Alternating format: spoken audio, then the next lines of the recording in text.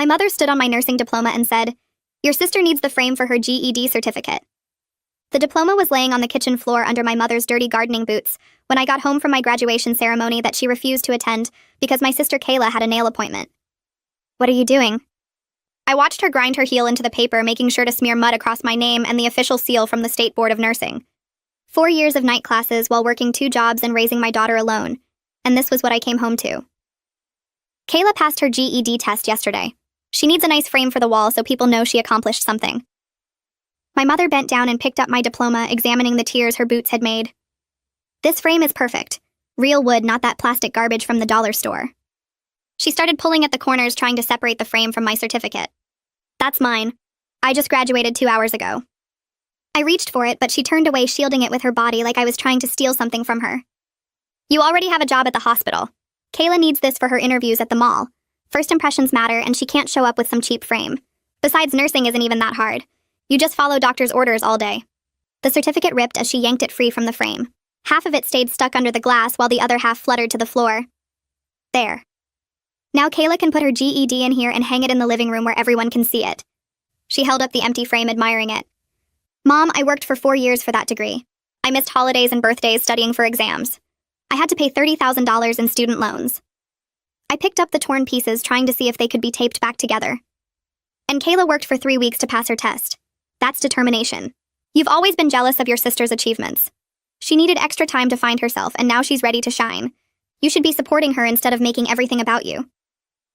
My mother walked past me to get a dish towel to clean the glass. "Kayla is 28. She dropped out of high school to party and just now got around to finishing. She was exploring her options. Not everyone needs to follow the traditional path like you did. Some people are special and need room to grow at their own pace." She polished the frame until it gleamed. "Besides, you can just print another certificate online. They're all digital now anyway. Kayla only gets 1 GED certificate, and it needs to be displayed properly." My daughter Zoe came downstairs to see what the yelling was about. She was 6 and had made me a congratulations card at school with glitter and stickers. "Grandma, why is Mommy's paper ripped?" She picked up a piece from the floor. "Your mom is being selfish again. She won't share with Aunt Kayla even though Aunt Kayla needs this frame for her important certificate." My mother took the piece from Zoe's hand and threw it in the trash. "But Mommy just graduated. My teacher said she should be proud." Zoe looked confused. "Your teacher doesn't understand family dynamics. Your Aunt Kayla has struggled more than your mom, so her accomplishments mean more. Getting a GED at 28 shows persistence. Getting a nursing degree is just following expectations." My mother patted Zoe's head like she was teaching her an important lesson. "I'm taking Zoe and we're leaving." I picked up my daughter and grabbed my car keys. "You can't take her. I already told Kayla she could babysit tonight to practice for her interview at the daycare center. She needs to show she has experience with children." My mother blocked the door. "Kayla has never watched Zoe. She's never watched any child. That's discrimination. Just because someone doesn't have experience doesn't mean they can't do a job. You're always trying to hold your sister back." She crossed her arms like she was the victim. She got fired from the grocery store for stealing food. She was hungry and they weren't paying her enough. That's corporate exploitation. The daycare will be different because she'll be working with children, which is her calling. The doorbell rang and my mother rushed to answer it. Kayla walked in wearing pajama pants and a stained t-shirt at 3 in the afternoon. "Did you get my frame ready?" She didn't even look at me. I pushed past my mother's shoulder with Zoe pressed against my chest and got to the front door before she could grab my arm. Kayla was still standing there asking about her frame while I fumbled with the doorknob. My hands were shaking so bad I almost dropped my keys twice. Zoe wrapped her arms around my neck and buried her face against my shoulder. I could hear my mother yelling behind me about how I was being dramatic and selfish, how I was making a scene over nothing. The door finally opened and I rushed down the porch steps to my car parked in the driveway. My mother followed me outside, still yelling. I got the back door open and tried to buckle Zoe into her car seat, but my fingers wouldn't work right. The buckle kept slipping through my hands. My mother was at the car now, banging on the window, telling me I couldn't just leave like this. Zoe started crying, asking what was wrong.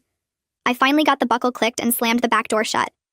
My mother moved to block the driver's side door, but I pulled it open anyway, forcing her to step back. She grabbed the door frame, trying to keep me from closing it. I got in and pulled hard until she let go. The engine started on the second try, too. I backed out fast enough that she had to jump away from the car. In the rearview mirror, I could see her standing in the driveway with Kayla next to her, both of them watching me drive away. I drove to the hospital where I just got hired and pulled into the parking lot because I didn't know where else to go. My hands were still shaking when I turned off the engine. The parking lot was half empty in the afternoon sun, and I just sat there staring at the employee entrance where I was supposed to start working in 3 days. Zoe's crying had quieted down to sniffles in the back seat. She asked why Grandma was so mean about my special paper. I turned around to look at her and saw her face was red and wet with tears. How was I supposed to explain this to a 6-year-old? I told her sometimes grown-ups have disagreements and Grandma was having a bad day. Zoe asked if Grandma was mad at us. I said Grandma wasn't thinking clearly right now and we needed to give her some space. That answer didn't satisfy her because she asked if we did something wrong. I felt my throat get tight and had to take a few breaths before I could talk again. I told her we didn't do anything wrong and that Mommy was very proud of her congratulations card. She asked where we were going to sleep tonight. I didn't have an answer for that one. I told her we would figure it out and everything would be okay, even though I had no idea if that was true. A woman knocked on my window and I jumped so hard I hit my knee on the steering wheel. It was Fiona from the hospital orientation last week. She was wearing scrubs and holding a coffee cup looking concerned. I rolled down the window and she asked if I was okay. I tried to say yes, but nothing came out except a weird choking sound. She opened the car door and crouched down next to me asking what happened. I started crying and couldn't stop. Everything just came pouring out about the diploma, and my mother standing on it and ripping it up for Kayla's frame, and how I didn't have anywhere to go. Fiona listened without interrupting and handed me napkins from her pocket. Zoe was quiet in the back seat playing a game on my phone that I didn't remember giving her. Fiona asked if I had family or friends I could stay with tonight. I shook my head because the only people I knew in town were at the hospital and I barely knew them. She said I could stay at her place tonight and we would figure out the rest tomorrow. I started to say I couldn't impose like that, but she cut me off saying she had a spare room and it was no trouble. She gave me her address and told me to meet her there in an hour after her shift ended. I thanked her about 5 times and she smiled and said, "That's what coworkers are for." We got to Fiona's apartment building at 6 and she buzzed us up to the 3rd floor. Her apartment was small but clean with pictures of her daughter on every wall. She set Zoe up on the couch with goldfish crackers and apple juice and turned on cartoons. Zoe seemed happy enough with that arrangement. Fiona made me sit at her kitchen table and poured me a glass of water. I tried to explain that I just needed one night to figure things out. She asked where all my stuff was, and I realized everything I owned was still at my mother's house. My clothes, Zoe's clothes, our important documents, everything. Fiona asked about my nursing shift starting soon, and I told her 3 days from now. She asked if I had money saved for an apartment. I had $800 in my checking account, which wasn't enough for first month, last month, and a security deposit anywhere in this town. Fiona pulled out her phone and started texting someone. She said her mom knew a landlord who sometimes helped hospital employees. I felt like I was drowning and someone had just thrown me a rope I wasn't sure would hold my weight. My phone started buzzing in my pocket around 7. I pulled it out and saw 12 text messages from my mother. The first one said I was overreacting and needed to come home right now. The second one said Kayla was crying because I ruined her special day by making everything about myself. The third one said I was being selfish and immature. The fourth one said I needed to apologize to both of them for causing a scene. The messages kept coming while I was reading them. My mother said she raised me better than this. She said I was setting a bad example for Zoe. She said family doesn't abandon family over small disagreements. She said Kayla worked hard for her GED and deserved to be celebrated. She said I always had to make everything about me and my accomplishments. She said if I didn't come home tonight, she would have to assume I was keeping Zoe from her grandmother on purpose. The last message said she would be calling the police to do a wellness check if I didn't respond in the next hour. I showed the messages to Fiona, and she said to ignore them. She said my mother was trying to guilt me into coming back. I put my phone on silent and set it face down on the table. The doorbell rang around 8, and Fiona answered it. An older woman who looked like Fiona, but with gray hair, came in carrying a casserole dish. Fiona introduced her as her mother, Shirley. Shirley set the casserole on the counter and came over to shake my hand. She said Fiona told her about my situation and she wanted to help. She said she knew a landlord named Bill who owned several properties near the hospital. She said Bill sometimes waived security deposits for hospital employees because his wife was a nurse and he knew how hard they worked. Shirley said she would call him tomorrow and set up some apartment viewings. She said I shouldn't go back to my mother's house if I didn't feel safe there. I tried to explain that my mother wasn't dangerous, just difficult. Shirley looked at me with this sad, knowing expression and said emotional abuse was still abuse. That word hit me like a truck. I had never thought of it that way before. Shirley said she would help me get back on my feet and I didn't have to do this alone. She stayed for dinner and we ate the casserole while Zoe colored at the table. It was the first time in hours that I felt like I could breathe properly. That night I lay awake on Fiona's couch staring at the ceiling. Zoe was asleep in the spare bedroom and the apartment was quiet except for the hum of the refrigerator. I kept thinking about what Shirley said about emotional abuse. I thought about all the times my mother chose Kayla over me. When I made honor roll in high school and my mother missed the ceremony because Kayla needed a ride to her boyfriend's house. When I was accepted to nursing school and my mother said it was a waste of money because when Zoe was born and my mother spent the whole hospital visit talking about how Kayla would make a better mother someday. The diploma incident wasn't isolated. It was just the most obvious example of a pattern that had been going on my entire life. My mother had always made me feel like my accomplishments didn't matter as much as Kayla's needs. I had spent years trying to earn her approval, and it was never going to happen. That realization hurt worse than watching her destroy my diploma. I cried quietly into the couch pillow so I wouldn't wake anyone up. The next morning, I called the hospital HR department from Fiona's kitchen. A woman named Morgan answered, and I explained that I was a new hire starting in 2 days and I had a housing emergency. Morgan asked what kind of emergency, and I gave her the short version about leaving my mother's house unexpectedly. Morgan said the hospital had an employee hardship fund that provided short-term loans for situations like this. She said it was specifically designed to help new employees who were getting established. The fund could loan up to $3,000 with a low interest rate that would be paid back through paycheck deductions over 12 months. Morgan said she would email me the application right away, and I could submit it today. She said applications usually got approved within 48 hours if all the documentation was in order. I thanked her and hung up feeling like maybe this could actually work out. Fiona came into the kitchen and asked how it went. I told her about the hardship fund, and she said that was great news. She made eggs and toast for breakfast, and we were just sitting down to eat when someone started banging on the apartment door. The banging was loud enough that Zoe came running out of the spare bedroom looking scared. Fiona told her to stay in the kitchen and went to look through the peephole. She turned back to me and mouthed the word, "Mother." My stomach dropped. I had no idea how my mother found Fiona's address. The banging got louder and my mother started yelling through the door. She said I needed to come out right now and stop embarrassing the family. She said the neighbors were going to think she was a bad mother. She said I was being ridiculous and we needed to talk about this like adults. Fiona pulled out her phone and I thought she was going to call the police. Instead, she opened the door just wide enough to stand in the doorway blocking my mother's view of the apartment. I could hear my mother's voice getting louder, demanding to know if I was in there. Zoe grabbed my hand under the kitchen table and squeezed hard. Fiona told my mother that I was not available and she needed to leave the property. My mother's voice got even louder, saying she had a right to see her daughter. Fiona said calmly that this was private property, and my mother was trespassing. My mother tried to push past her, but Fiona stood her ground with one hand on the doorframe. She told my mother that if she didn't leave immediately, she would call the police and have her removed for trespassing and harassment. My mother started yelling about how Fiona had no right to keep a mother from her child. Fiona said I was an adult who had made it clear I didn't want contact right now, and my mother needed to respect that. She said if my mother continued this behavior, she would be calling the police and filing a report. My mother called Fiona some names I won't repeat in front of Zoe. Fiona pulled out her phone and started dialing. My mother finally stopped yelling, and I heard her footsteps going down the hallway. Fiona waited a full minute before closing and locking the door. She came back to the kitchen and asked if I was okay. I nodded, but I was shaking again. Zoe asked if Grandma was going to come back. Fiona said no, and that we were safe here.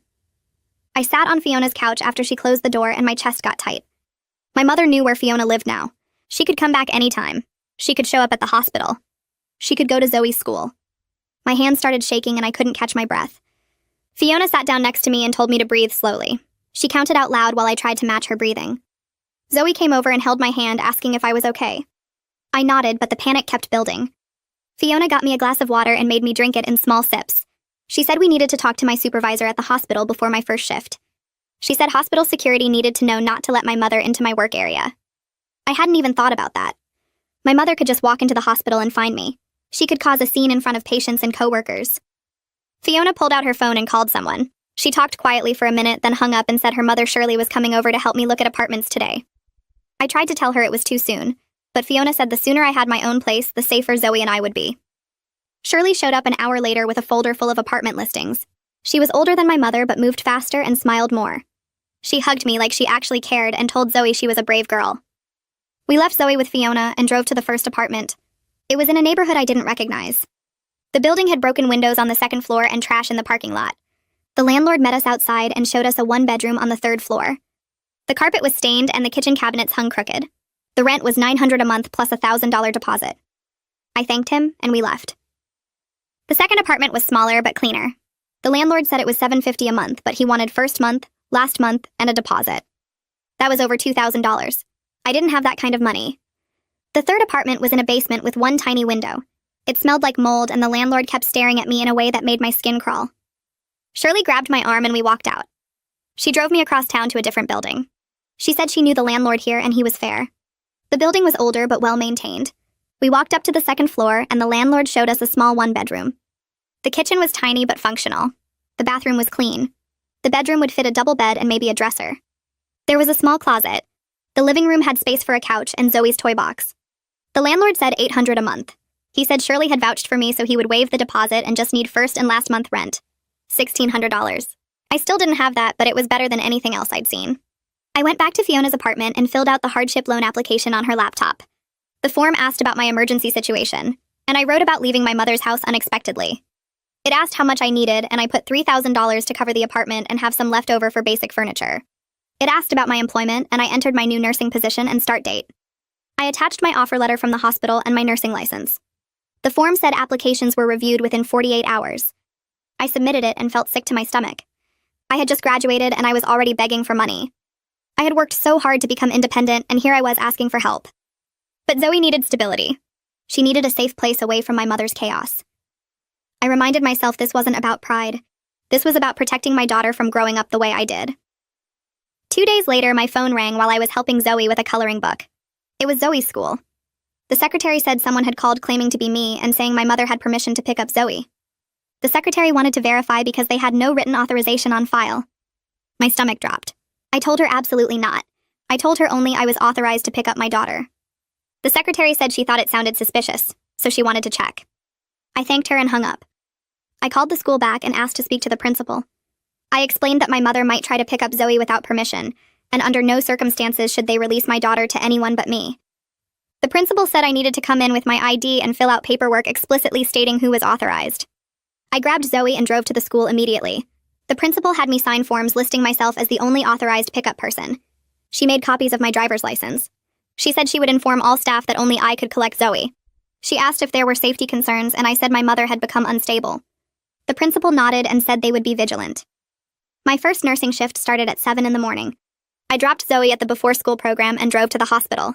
I changed into my scrubs in the locker room and reported to the nursing station on the medical surgical floor. My supervisor, Giles, introduced himself and showed me around. He was probably 50 with gray hair and tired eyes, but a kind smile. He assigned me to shadow another nurse for the first few hours. I tried to focus on learning the charting system and medication procedures, but I kept thinking about my mother. What if she showed up here? What if she caused a scene? I messed up entering a patient's vitals into the computer and had to redo it. Giles noticed and pulled me aside. He asked if everything was okay. I hesitated, then gave him the short version about my family situation. He listened without interrupting. When I finished, he said he understood and asked if I needed any schedule adjustments. He said he could put me on consistent shifts, so Zoe would have routine. He said he would inform security about my mother and make sure she couldn't access the floor. I thanked him and felt some of the tension ease. That afternoon, my phone started buzzing with texts. They were from Kayla. She said I was ruining her life. She said the daycare wouldn't hire her now because I wouldn't let her use Zoe as a reference for childcare experience. She said I was selfish and had always been jealous of her. She said I couldn't stand to see her succeed. The texts kept coming. She said I thought I was better than her because I had a nursing degree. She said I had always looked down on her. She said our mother was right about me. I blocked her number and put my phone away. I had to focus on work. I had patients depending on me. But the texts bothered me more than I wanted to admit. Part of me still hoped Kayla would eventually see how toxic our family was. Part of me still wanted a sister who cared about me. The next day, Fiona offered to go with me to get my belongings from my mother's house. My mother was supposedly at work according to her schedule. We drove over with Fiona's truck. When we pulled up, I saw garbage bags piled on the front porch. My stomach sank. We got out and I walked up to the porch. The bags were stuffed full. I opened one and saw my clothes. I opened another and saw Zoe's toys. My mother had packed everything like we were trash she was throwing out. Fiona started loading bags into her truck. I walked up to the front door and tried my key. It didn't work. My mother had changed the locks. I knocked, but nobody answered. I looked through the window and saw my mother sitting on the couch watching TV. She saw me and turned away. I knocked harder and she didn't move. Fiona came up behind me and put her hand on my shoulder. She said we should just take the bags and go. I nodded and helped her load the rest into the truck. We drove back to Fiona's apartment and started going through the bags. My nursing textbooks were gone. My laptop was gone. Several of Zoe's favorite toys were missing. I found a note in one of the bags. It was in my mother's handwriting. It said I didn't deserve nice things if I was going to abandon my family. It said she had given me everything and I threw it back in her face. It said Kayla needed the laptop more than I did for her job search. I crumpled up the note and threw it away. Fiona asked what it said and I told her. She said we should file a police report. I said nothing would come of it, but she insisted. She said I needed documentation of everything my mother was doing. We drove to the police station and I filed a report for destroyed property. The officer taking the report looked bored at first, but became more attentive as I explained. I listed the textbooks, the laptop, and Zoe's toys. I estimated the total value at over $1,500. The officer asked if I had proof of ownership, and I showed him photos on my phone of me using the laptop and Zoe playing with the toys. He wrote everything down.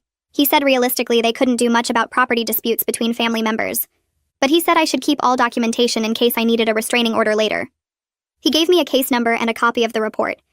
Fiona and I left, and I felt slightly better having it on record. That evening I was cooking dinner at Fiona's apartment when my phone started buzzing nonstop. I picked it up and saw I'd been added to a group chat. The chat had my mother, Kayla, and about 15 other family members. Aunts, uncles, cousins I barely knew. My mother had sent a long message saying I had abandoned her after everything she sacrificed to raise me. She said she put me through school and supported me, and this was how I repaid her. She said I was keeping Zoe away from her grandmother out of spite. She said she didn't know what she did to deserve such a cruel daughter. The messages started coming in from relatives. An aunt asked why I was being so mean to my mother. An uncle said family should stick together. A cousin said I should be grateful for everything my mother did. I read through them feeling sick. None of these people knew what actually happened. None of them knew about the diploma or the harassment or any of it. My mother had told them her version where she was the victim. I started typing a response, then stopped. Nothing I said would change their minds. They would believe my mother because that's what they always did. I left the group chat and blocked everyone who had messaged me. The next morning, Shirley showed up with her truck and 2 of her friends to help move my stuff to the new apartment. We loaded everything from the bags plus the thrift store furniture she'd picked up during the week. A scratched wooden dresser, a small kitchen table with mismatched chairs, a futon that smelled like someone's basement but was clean enough. The apartment was on the 3rd floor of an old building across town near the highway where the rent was cheaper. 1 bedroom that I gave to Zoe and a living room where I'd sleep on the futon. The kitchen was tiny with yellowed linoleum and cabinets that didn't close all the way. The bathroom had rust stains in the tub. But it was mine. Nobody could walk in and destroy my things or tell me I didn't deserve what I'd worked for. Zoe ran from room to room excited about having her own space. She picked the corner by the window for her bed and started arranging her remaining toys on the floor. I hung up her clothes in the closet and made her bed with the sheets Shirley had brought from the thrift store. Zoe found the glitter card she'd made for my graduation in one of the bags and taped it to her wall. She said it was to remind her that her mom was really smart. I had to leave the room for a minute because I couldn't let her see me cry. My first paycheck as a nurse came 2 weeks later, and most of it went to paying back the hardship loan. After rent and utilities, I had $300 left for everything else. Food, gas, Zoe's school supplies. I stood in the grocery store adding up prices in my head trying to figure out how to make it stretch. Rice and beans were cheap. Pasta was cheap. I could get chicken legs instead of breasts. Store-brand everything. Zoe needed new shoes because her toes were pushing through the front of her sneakers, but a decent pair cost $40. I put them in the cart, then took them out 3 times before finally leaving them on the shelf. We'd make her current shoes last another month somehow. I bought Band-Aids and duct tape instead, thinking I could patch the holes and pad the inside so they wouldn't hurt her feet. At the register, I watched the total climb and felt sick. $212 for 2 weeks of groceries, and I'd already compromised on everything. The cashier asked if I wanted to donate $1 to the children's hospital, and I had to say no even though I worked there.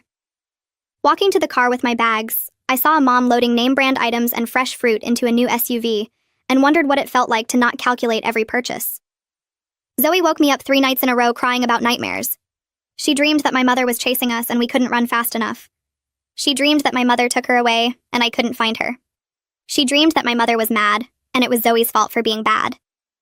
I held her on the futon and tried to explain that sometimes grown-ups have problems that aren't about kids at all. That my mother's anger was about my mother, not about Zoe. But how do you tell a 6-year-old that her grandmother is toxic without making her feel like she lost something? How do you explain that leaving was protection, not punishment?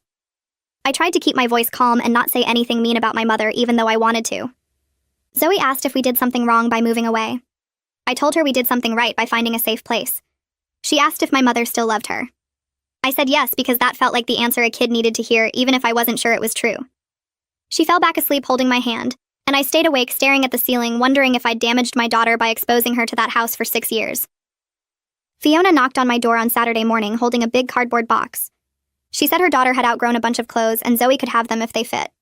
I tried to refuse because I didn't want to be a charity case, but Fiona pushed past me into the apartment and called for Zoe. They dumped the box on the floor and Zoe tried everything on like it was Christmas. Jeans that actually fit, shirts without stains, a winter coat that wasn't too small. Fiona waved away my attempts to pay her and said that's what friends do. That word hit me weird. Friends. I'd never really had friends before. In high school, my mother would find something wrong with anyone I brought around. They were too loud or too quiet or too interested in boys or not interested enough. She'd make comments until I stopped inviting people over. In nursing school, I was too busy working and studying to socialize. I'd convinced myself I didn't need friends because I had family, but family had been the problem all along. Fiona stayed for coffee, and we sat at my wobbly table while Zoe played with her toys in the bedroom. Fiona told me about her own mother who'd been controlling until Fiona moved out at 19 and didn't talk to her for 2 years. She said sometimes distance is the only thing that works. Sometimes you can't fix people who don't want to be fixed. My mother's social media posts started appearing in my feed even though I hadn't looked her up. Friends of friends sharing her stuff. Long paragraphs about ungrateful children who abandon their parents after everything that was sacrificed for them. About daughters who forget where they came from. About grandchildren being kept away for no reason. She never used my name but posted old pictures of me and Zoe from when Zoe was a baby. People commented with sympathy and support telling my mother she deserved better. Telling her to stay strong. Telling her that kids these days have no respect. I read through every comment feeling sick. None of these people knew what actually happened. None of them knew about the diploma or the harassment or any of it. My mother had created a story where she was the victim and I was the villain, and everyone believed her because that's what she'd always done. I closed the app and deleted it from my phone. I didn't need to see that. My phone rang while I was giving a patient medication, and I let it go to voicemail. It rang again during my lunch break. Again when I was documenting in a chart. I finally checked and saw 17 missed calls from my mother's number. 17 voicemails. I listened to the first one. She was crying, saying she didn't understand what she did wrong, saying she loved me and missed Zoe, saying we should talk this out like adults. The second voicemail was angry, saying I was being dramatic and selfish, saying I was poisoning Zoe against her own grandmother. The third was back to crying, saying she'd given up everything to raise me and this was how I repaid her. They went back and forth like that, guilt trips and threats. She mentioned grandparents' rights in voicemail number 12, said she'd been talking to a lawyer, said she had rights to see Zoe whether I liked it or not. I sat in the break room shaking. I called Fiona and she told me to block the number immediately, that my mother was trying to manipulate me and I didn't have to listen to it. I blocked my mother's number and the silence afterward felt strange. Relieving but also scary, like waiting for the next attack. An older woman approached me at the nurse's station during my shift on Tuesday, asking if we could talk. She introduced herself as my mother's sister, though I'd only met her maybe twice in my life at family gatherings. She said she was worried about my mother who was very upset about our situation. She said family is forever and I needed to forgive and forget because that's what good daughters do. She said my mother made mistakes, but she was trying her best. She said Zoe needed her grandmother in her life. I felt people watching us, patients in rooms nearby, other nurses pretending not to listen. My face got hot and I told my aunt very quietly that I wasn't discussing this at my workplace. She said she'd driven an hour to talk to me and I owed her 5 minutes. She said my mother was falling apart and I was being cruel. I repeated that she needed to leave. She raised her voice saying I was being disrespectful and unreasonable. Giles came around the corner and asked if there was a problem. My aunt said she was just trying to talk to her niece. Giles looked at me and I nodded. He called security and asked them to escort my aunt from the building. She argued the whole way saying this was ridiculous and I'd regret this. After she left, Giles pulled me aside and asked if I was okay. I said yes, even though I wasn't. He said if anyone else showed up bothering me at work to let him know immediately, that the hospital had policies about harassment, and he'd make sure they were enforced. Zoe's teacher sent me an email requesting a meeting to discuss some concerns about Zoe's behavior in class. My stomach dropped reading it. I scheduled the meeting for the next day during my lunch break and spent the whole night worrying about what was wrong. The teacher was young and nice and started by saying Zoe wasn't in trouble. She said Zoe had been withdrawn lately, not participating in activities she usually loved, sitting alone at recess, not talking to the other kids. The teacher asked if anything had changed at home. I explained about leaving my mother's house, about the family situation, about my mother trying to pick Zoe up from the school that one time. The teacher took notes and said she'd make sure the office had updated information about who was authorized to collect Zoe. She asked if Zoe was seeing a counselor, and I said not yet, but I was looking into it. She said the school had resources if I needed help finding someone. She said she'd keep an eye on Zoe and let me know if things didn't improve. I thanked her and left feeling like I was failing at everything. Failing to protect Zoe from the fallout. Failing to help her process what was happening. Failing to give her a normal, stable childhood. Morgan stopped by my workstation during my lunch break the next day. She said the hospital had an employee assistance program that included free therapy sessions. 6 sessions covered completely, and after that I could continue at a reduced rate if I wanted. I told her I'd think about it, but really I wasn't sure therapy was for me. Therapy seemed like something for people with serious problems, and I was just dealing with family stuff. Morgan wrote down the phone number anyway and left it on my desk. I stared at that paper for 3 days before I finally called and made an appointment. The receptionist scheduled me for Thursday afternoon, and I immediately regretted it, but didn't call back to cancel. The therapy office was in a building near the hospital with beige walls and uncomfortable chairs in the waiting room. I filled out paperwork asking about my childhood and current stressors and family relationships. My hand shook writing about my mother. A woman came out and introduced herself as Abigail. She had gray hair and kind eyes and led me to a small office with a couch and tissues on every surface. I sat down and she asked me what brought me in today. I started talking about the diploma and couldn't stop. Everything came pouring out. The frame and the boots and my mother blocking the door and Kayla showing up in pajamas expecting to babysit. I cried so hard I couldn't breathe properly. Abigail handed me tissues and waited until I could talk again. She asked questions about my childhood and how my mother usually treated me compared to Kayla. I told her about always coming second. About my mother missing my high school graduation because Kayla had a dentist appointment. About paying my own way through nursing school while my mother gave Kayla money for concerts and clothes. Abigail wrote notes and nodded. She said what I was describing sounded like patterns of narcissistic parenting. That my mother saw Kayla as an extension of herself and me as a source of support. That my feelings of guilt and obligation were normal responses to emotional abuse. The word abuse made me flinch. I said my mother never hit me. Abigail explained that emotional abuse was real abuse even without physical violence. That destroying my diploma was an act of aggression meant to diminish my accomplishments. That using Zoe as leverage was manipulation. I left that session feeling raw and exposed, but also strangely lighter, like someone finally believed me. I got home from my evening shift 3 days later and found Kayla sitting on the steps outside my apartment building. She jumped up when she saw me park. I locked my car doors and she ran over banging on the window.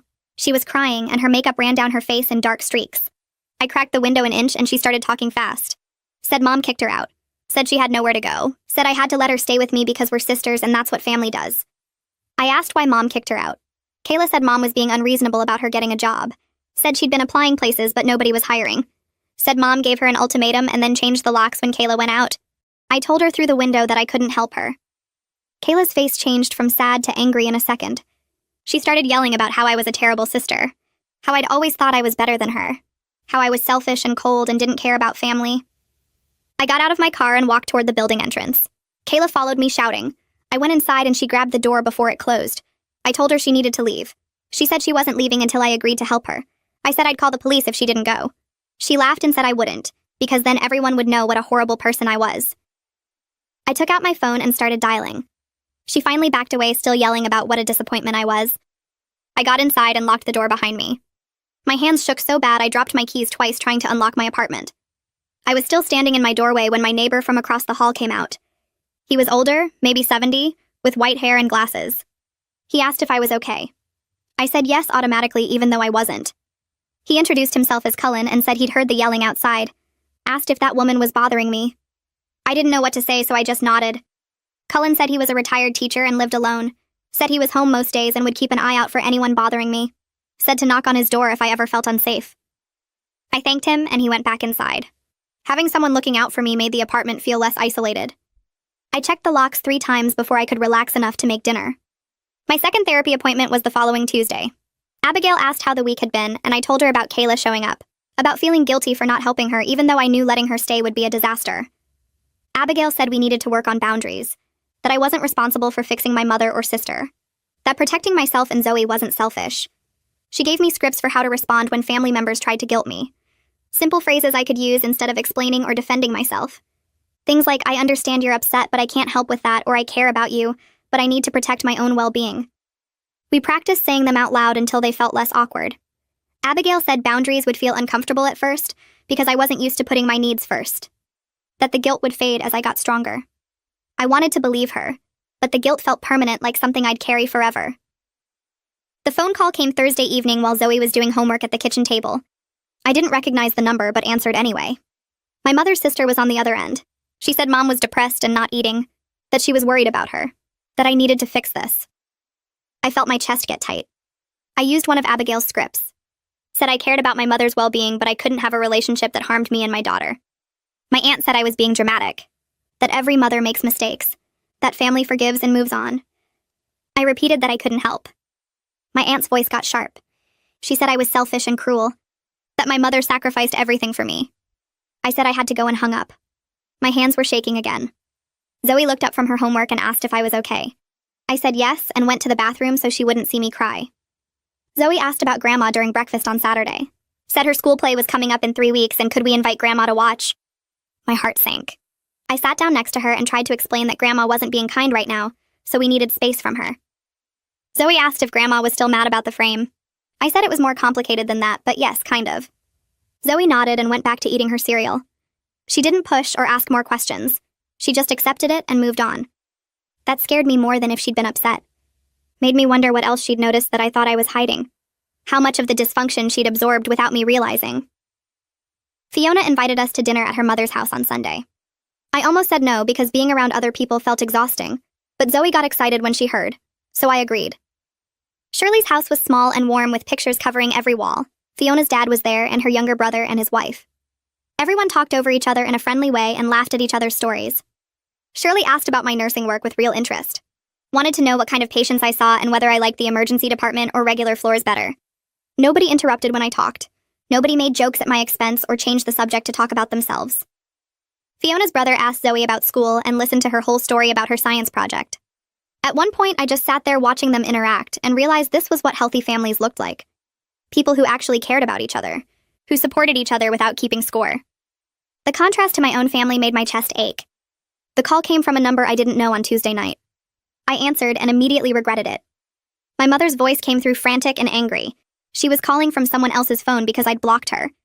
Said Kayla got arrested for shoplifting at the department store. Said I needed to bail her out right now. Said this was my fault because I refused to help Kayla when she needed a place to stay. That Kayla wouldn't be stealing if she had family support. I said no. My mother's voice got louder. Said I was abandoning my sister in her time of need. That Kayla could go to jail. That I was heartless and selfish. I repeated no and hung up. Then I sat on my couch staring at the wall trying to convince myself I made the right choice. The guilt sat in my stomach like a rock. I kept thinking about Kayla in a cell scared and alone. Kept telling myself that bailing her out wouldn't help her learn. That she needed to face consequences for her actions. But knowing something logically and feeling it emotionally were two different things. I got to Zoe's school for pickup on Friday, and the office staff looked nervous when they saw me. The principal pulled me aside and said my mother had been there 20 minutes earlier. Said she tried to take Zoe claiming I'd given her permission. The school followed their protocol and called my cell to verify, but I didn't answer because I was driving. They refused to release Zoe and my mother made a scene. Yelled about her rights as a grandmother. Threatened to call her lawyer. Security had to escort her off school property. My stomach dropped. I asked where Zoe was and they brought her out from the office. She ran to me and wrapped her arms around my waist. Her whole body was shaking. She asked why Grandma tried to take her. Why Grandma was so angry. I held her and told the principal I needed copies of all their documentation, that I'd be filing for a restraining order. The principal nodded and said they'd already updated their records to be extra careful. I took Zoe home and she didn't let go of my hand the entire drive. I went to the courthouse the next morning with everything organized in a folder. The police report from the school incident, screenshots of every text message and voicemail, photos of my destroyed diploma, the documentation from the hospital about my mother showing up at my workplace, the school's written statement about the attempted pickup. I handed it all to the clerk at the filing window and filled out the forms requesting a restraining order. My hands shook writing down each incident, but I made myself include every detail. The clerk reviewed my paperwork and told me a judge would see me within the hour for the emergency hearing. I sat in the hallway outside the courtroom watching other people come and go with their own legal problems. A woman with a black eye. A man who looked like he hadn't slept in days. I wondered if they could tell just by looking at me what kind of family situation had brought me here. The bailiff called my name and I walked into the courtroom feeling like I might throw up. The judge was an older woman with reading glasses and she looked tired. I stood at the table and answered her questions about why I needed protection. Described my mother standing on my diploma.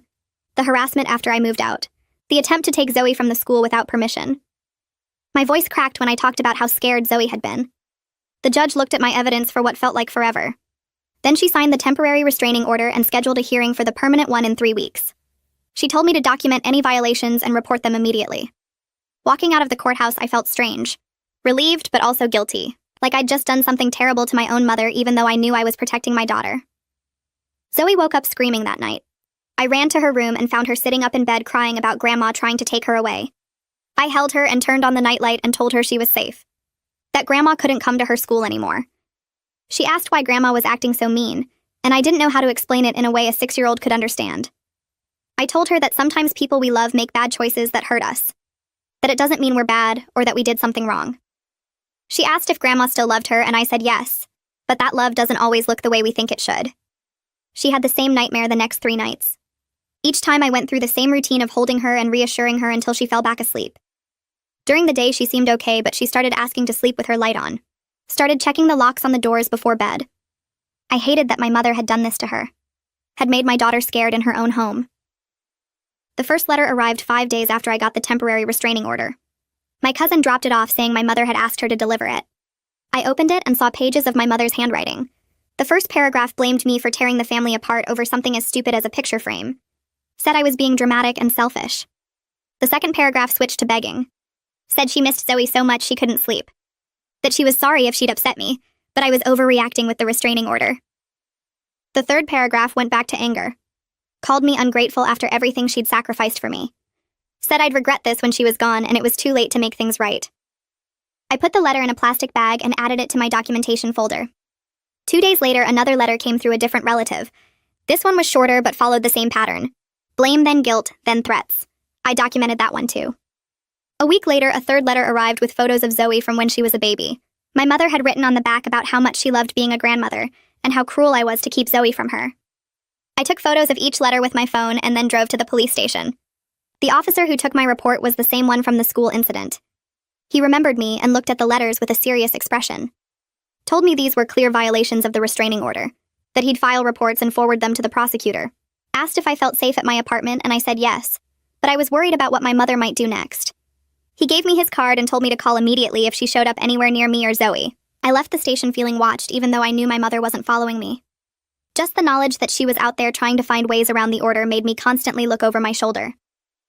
I had a therapy session with Abigail that afternoon. Told her about the letters and the police reports, about the guilt that sat in my chest every time I documented another violation. Abigail asked me who was choosing to violate the court order. I said my mother was. She asked me who was choosing to harass me through relatives. I said my mother was. She asked me who was choosing to ignore a judge's ruling meant to protect me and my daughter. I started crying because I knew what she was trying to make me see, but it still felt like I was the one hurting my mother by getting her in legal trouble. Abigail reminded me that my mother had options. She could respect the boundaries. She could get her own therapy. She could work on herself instead of blaming me. Every choice to violate the order was hers alone. I wasn't responsible for the consequences of her actions. I nodded, but the guilt didn't go away.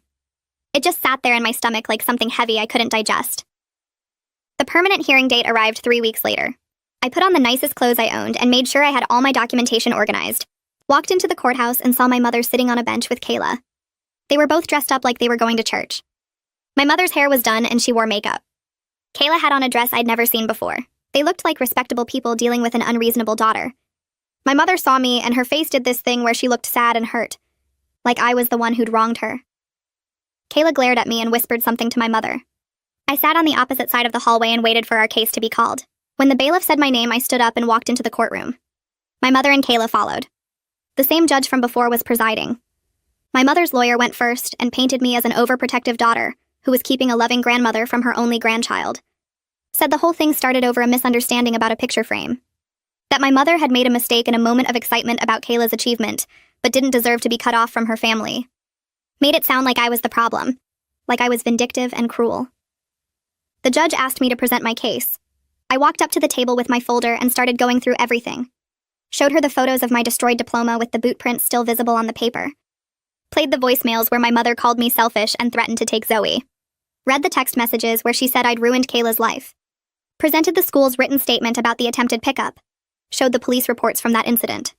Then I laid out the 3 letters that had violated the temporary order, showed the dates and the relatives who delivered them. Explained how each letter had followed the same pattern of blame and guilt and threats. The judge looked at everything carefully. Asked my mother's lawyer if he had any response to the documented violations. He said my mother was just trying to reach out to her daughter. That she didn't understand the legal technicalities of the restraining order. The judge looked at my mother and asked if anyone had explained to her what a restraining order meant. My mother said yes, but she thought it was just about not showing up in person. The judge told her that no contact meant no contact through any means, including third parties. Then she signed the permanent restraining order for 3 years. Said if my mother violated it again, she'd face criminal charges. Walking out of the courthouse, I felt everything at once. Relief that I had legal protection now. Grief that it had come to this. My mother walked past me in the hallway and said loud enough for me to hear that I'd regret this someday. That Zoe would grow up and realize what kind of person I really was. Kayla called me a word I won't repeat. I kept walking to my car and sat in the driver's seat for 10 minutes before I could make myself turn the key. I'd protected Zoe and myself. But I'd also accepted that I didn't have the mother I'd always wished I had. That the person who raised me was never going to change or see what she'd done wrong. It felt like mourning someone who was still alive. Kayla found me on social media 2 days later.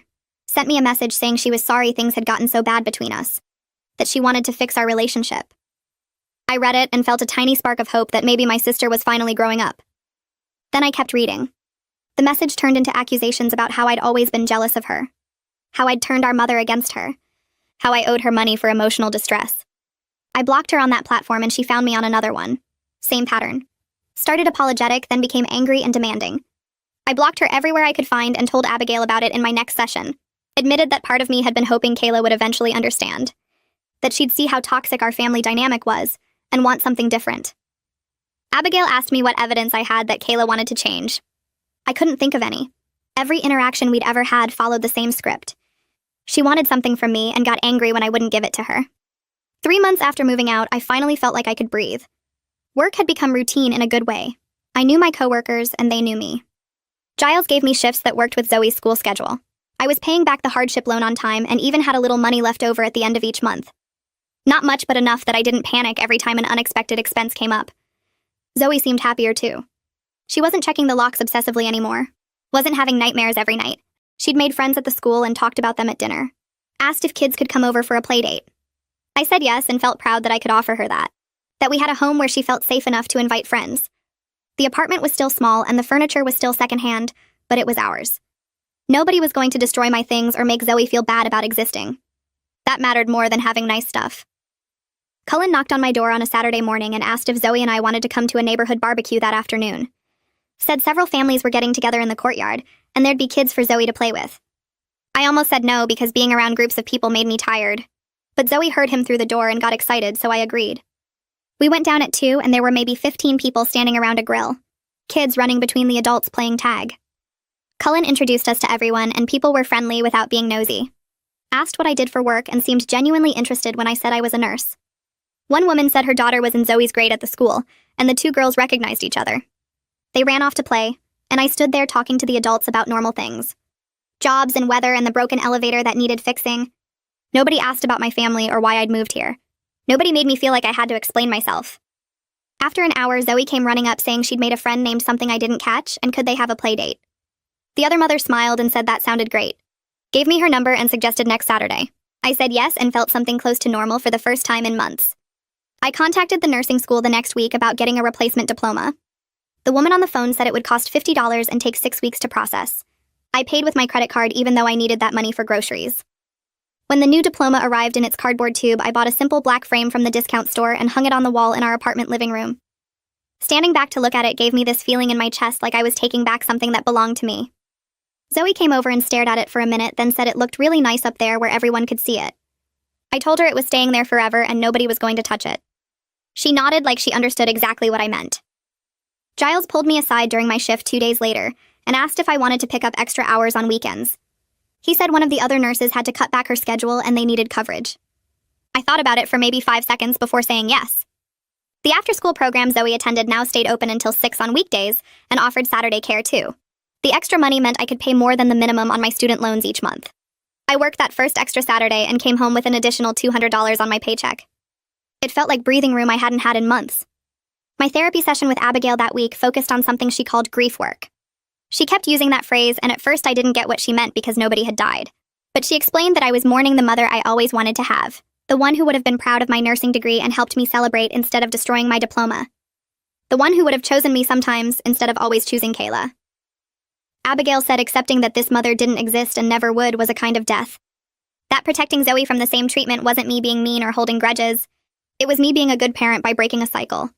I cried through most of that session, but afterward I felt lighter somehow. Zoe's teacher, Mrs. Anderson, called me in for a meeting the following week. I drove to the school convinced something was wrong, but she smiled when I sat down. She said Zoe had been doing much better lately. Her schoolwork was back on track and she seemed happier during class. Mrs. Anderson mentioned that Zoe had started helping other kids who looked sad or left out at recess. She would invite them to play or share her snacks without being asked.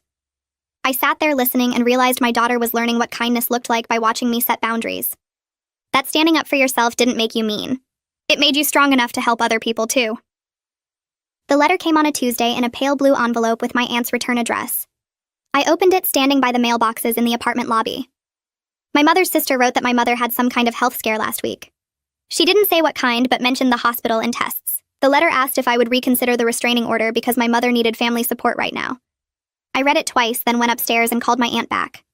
I explained as calmly as I could that my mother had other family members who could help her, sisters and cousins and friends from church. But I couldn't be that person for her anymore. My aunt tried to argue, but I told her my decision was final and hung up. My hands shook for 10 minutes after, but I didn't cry. Fiona invited me to lunch the next Saturday when we both had the day off. We went to this little sandwich place near the hospital and talked for 2 hours. She told me she was proud of how far I'd come in just a few months, that she remembered finding me crying in the parking lot, and now I seemed like a completely different person. I said I didn't feel that different, but she disagreed. She pointed out that I had my own place and was managing my money and standing up for myself, that I was building a life instead of just surviving. Having someone witness my progress who wasn't being paid to listen meant something I couldn't quite explain. Fiona hugged me when we left and said she was glad we were friends. I realized I was glad too. My 6-month work anniversary fell on a Thursday.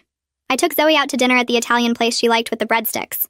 Nothing fancy, but we got appetizers and dessert, which we never did normally. Zoe told me between bites of pasta that she was proud of me for being a nurse and helping sick people feel better. She said her teacher had asked the class what their parents did for work, and she got to tell everyone about me. I looked at my daughter sitting across from me in the booth and understood she was learning what real success looked like. Not the version my mother taught where you got praise for doing the bare minimum. The version where you worked hard and earned things and felt good about what you accomplished. Shirley stopped by my apartment the following week with a folder full of papers. She said the hospital had a scholarship program I should know about. They would pay some of my student loan balance if I agreed to work there for 3 more years. She helped me fill out the application right there at my kitchen table. We submitted it online that same day. 2 weeks later, I got an email saying I'd been accepted. The program would cover $5,000 of my loans. It wasn't everything, but it meant my monthly payments would be smaller, and I'd pay the whole thing off faster. I called Shirley to thank her, and she said that's what friends do for each other. Abigail and I had what she called a breakthrough during our session in early December. We were talking about the restraining order and how I still felt guilty sometimes about getting it. She stopped me and asked what exactly I thought I should have done differently. I couldn't answer because when I really thought about it, I had tried everything. I'd set boundaries and my mother ignored them. I'd explained how her behavior hurt me and she dismissed it. I'd offered chances to have a relationship if she would just treat me with basic respect, and she refused. Abigail pointed out that my mother had countless opportunities to change and chose not to every single time. That the restraining order wasn't me giving up on her. It was me finally accepting who she actually was instead of who I wanted her to be. Something clicked in my brain right then. The guilt didn't disappear completely, but it got quieter. Zoe and I started doing movie night every Friday after that therapy session. I'd make popcorn in the microwave and we'd pile blankets on the couch and watch whatever movie she picked. Usually something animated with talking animals or princesses. During the second movie night, she curled up against me and said this was her favorite place to be. Not the movie or the popcorn, but here in our apartment with just the 2 of us. I kissed the top of her head and realized we'd built something good from all the broken pieces. Our little apartment with its secondhand furniture and discount store frames was more of a home than my mother's house ever was. We were okay. We were going to be okay. I ran into Fiona in the break room the next week and she poured herself coffee while telling me about her grocery shopping trip. She said she saw my mother in the produce section looking through the discount bin. Fiona described how my mother's hair was greasy and her clothes looked like she'd been wearing them for days. She said my mother was talking to herself and putting bruised apples back because they cost too much. I felt something twist in my chest hearing that. Part of me wanted to drive to that grocery store and make sure she was eating properly. The other part knew I couldn't save someone who refused to admit they needed help. I thanked Fiona for telling me and went back to checking patient charts. That afternoon, I focused on taking Zoe to her soccer practice and helping her with her math homework and making dinner in our little kitchen. The life we were building mattered more than the one I left behind. 2 days later, I searched online for support groups and found one that met Tuesday evenings at a community center across town. The website said it was for adult children of narcissistic parents, and I sat staring at those words for 10 minutes before filling out the contact form. The group leader called me that same night and explained how the meetings worked. She said I could just listen if I wanted, and didn't have to share anything until I felt ready. Tuesday came and I dropped Zoe at Fiona's place, then drove to the community center with my hands shaking on the steering wheel. 8 people sat in a circle in a room that smelled like coffee and old books. The group leader welcomed me and asked if I wanted to introduce myself. I said my name and that I'd recently cut contact with my mother. A woman across from me nodded like she understood everything I wasn't saying. For the next hour, I listened to people talk about holidays ruined and accomplishments dismissed, and being blamed for things that weren't their fault. One man described how his mother showed up at his wedding and made a scene about the seating arrangements. Another woman talked about her father calling her selfish for moving to a different state for a better job. Every story felt familiar in a way that made my throat tight. When the meeting ended, 3 people came up to tell me it gets easier. The woman who nodded earlier hugged me and said she was 5 years into no contact, and finally sleeping through the night. Driving home, I felt less alone than I had in months. The group leader texted me the next meeting date and I saved it in my phone. 5 months after leaving my mother's house, I had enough money saved for a small trip. I told Zoe we were going to a state park 2 hours away for the weekend, and she jumped up and down in the living room. We packed sandwiches and juice boxes and her favorite stuffed bear. The park had hiking trails and a lake and campsites with fire rings. Zoe held my hand while we walked through the woods looking at birds and interesting rocks. She asked questions about every tree, and I made up answers when I didn't know the real ones. That night, we roasted marshmallows over the campfire and she got sticky sugar all over her face. She looked at me in the firelight and said this was the best adventure ever. I felt something warm spread through my chest that wasn't just from the fire. We slept in the tent listening to crickets, and in the morning we ate cereal from plastic bowls while watching the sun come up over the lake. Zoe said she wanted to come back here every year and make it our special place. I promised her we would. Money is still tight most months, and I still have moments where I doubt every choice I've made. Sometimes I wake up at 3 a.m. wondering if I should have tried harder to fix things with my mother. I still grieve the relationship I wanted where she would be proud of my nursing degree and help me raise Zoe and act like a normal grandmother. That version of my mother doesn't exist and probably never did. But Zoe is doing better in the school and making friends and learning what healthy relationships look like. I'm building a career at the hospital, and Shirley helped me get promoted to a position with better hours. We have Fiona and her family and Cullen next door, and the people from my support group who understand what it's like. I'm learning that the family you choose matters more than the family you're born into. Protecting my peace isn't selfish. It's necessary for both of us. We're going to be okay.